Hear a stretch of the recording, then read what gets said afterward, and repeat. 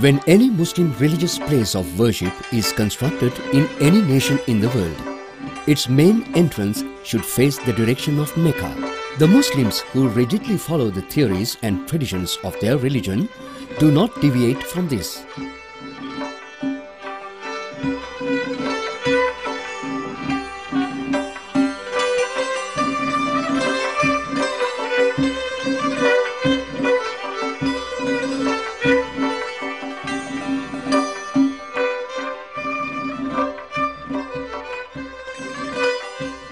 According to Muslim culture, their main center of religion is the mosque, identified as the masjid. Masjid is an Arabic word denoting a place of worship.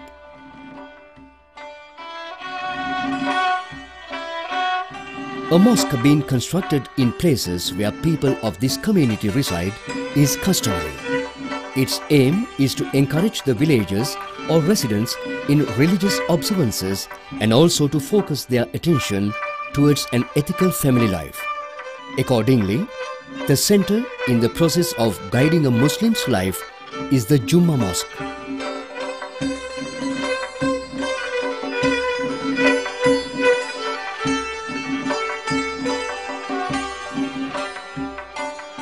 The Grand Mosque or Mahapalya at Kattankudy in the eastern province is a good example.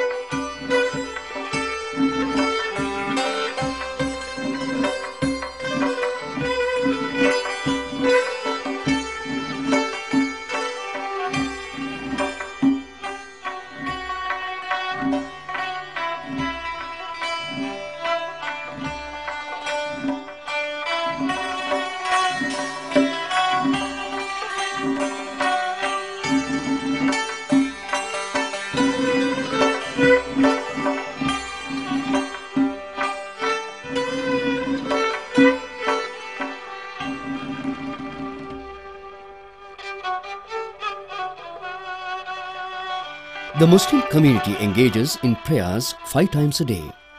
This is conducted in all Muslim mosques. However, the special prayer on Fridays is held only in Jummah mosques.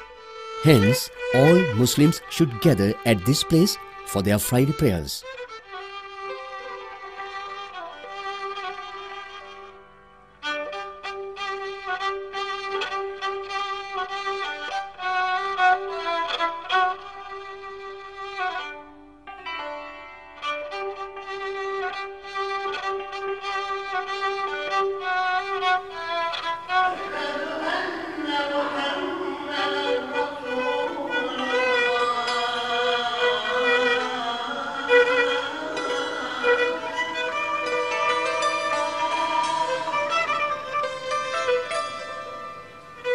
The history behind the construction of this mosque at Kattankudy dates back to centuries.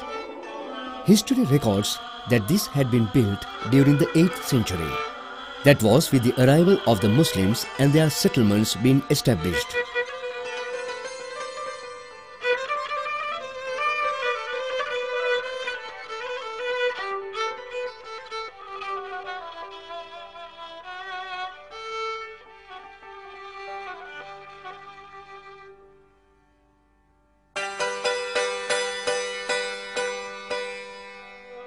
Kattankudy takes prominence among all places inhabited by the majority of the Muslim community.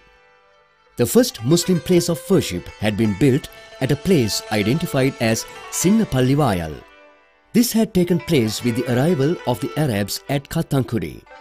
Their arrival in the eastern regions of Sri Lanka is a coincidence. According to Muslim folklore, an Arabian ship on a trading mission loaded with silk, cotton and horses had been hit by a storm while sailing the Indian Ocean. The storm-battered ship had lost direction and floated towards land at a location near Batiklo. This location is known as Sinnapalliyadi even today. Accordingly, that was the first instance that the Arab Muslims had arrived at Kattankudy. Documentary evidence had been discovered which records that this incident had taken place around 300 years ago. The stone inscription known as the Misan Kal is said to have been discovered in the area of Sinnapallivayal.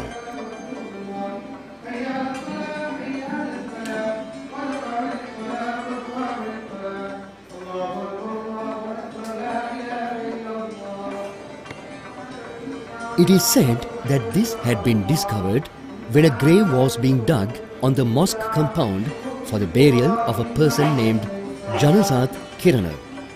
The Arabic numerals 896 had been inscribed on the rock. Based on this, the Arab Muslims are believed to have arrived here 800 years ago. This location was convenient for them.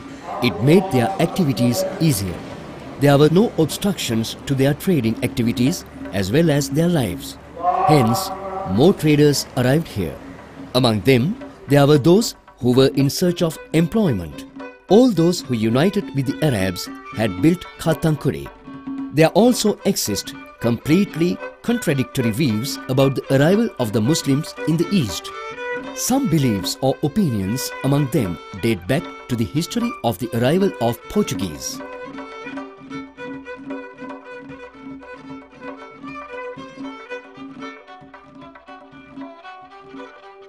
According to another version, an ancient king named Senarath, who had ruled Sri Lanka, had settled the Muslims in the eastern province. This group was the Muslims who were evicted from the Low Country by the Portuguese. Folklore states that when those who were evicted arrived at the kingdom of Kanda Udurata, King Senarath had them resettled in the east.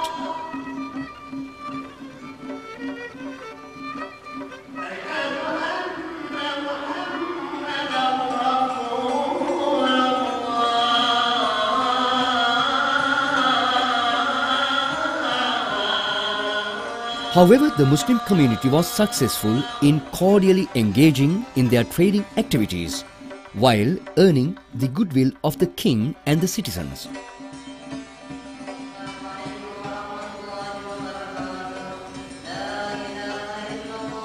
There are instances where Muslim traders had married Sinhalese females. The rulers of this country too had followed concessionary policies towards them.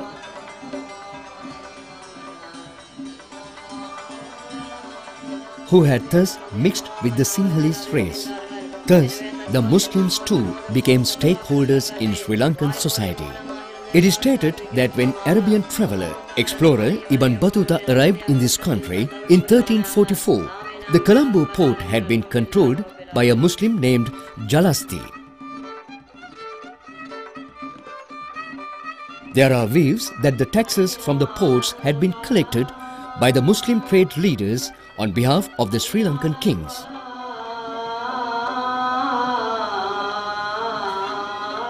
Publications on historical facts state that an Arab trade leader, Al-Hajj Abu Uthman, was sent to Egypt as the emissary of King Buanikabahu to convey his friendship to the Egyptian Sultan.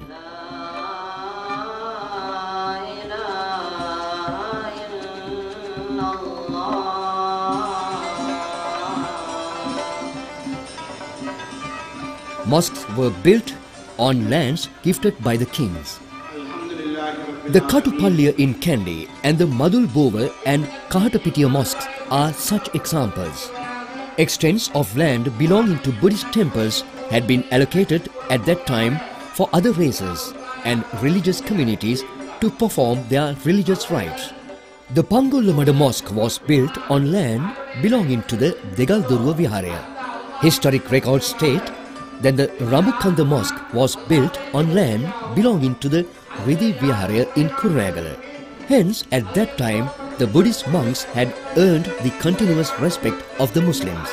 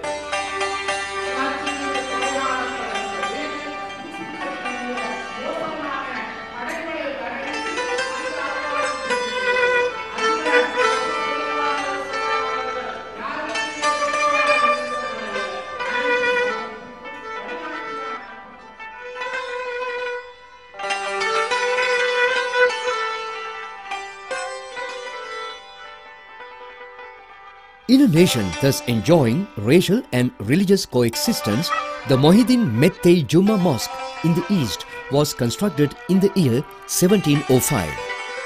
The mosque, which existed as a Kajan-covered structure, was renovated into a brick-built permanent structure in 1860.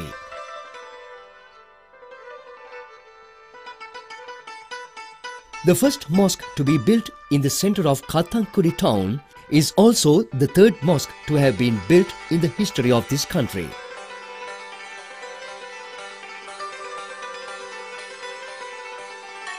This is the first ever mosque with two mettey or stories to be built in Kattankudy.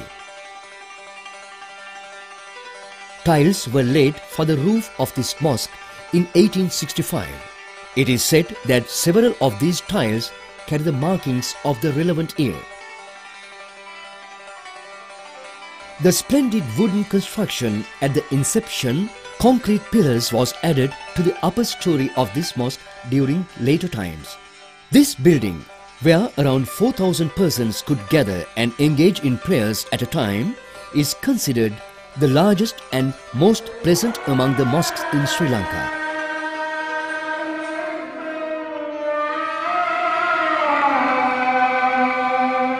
There is a board of trustees for a Juma mosque.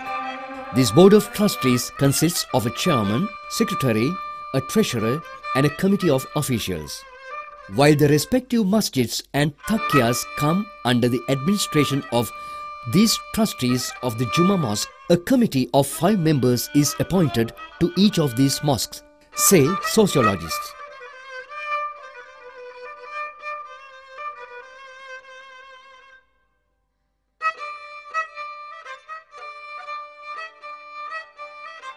Among the two types of mosques where the Muslims perform their religious obligations, the masjid takes prominence, while the Juma mosque is the other.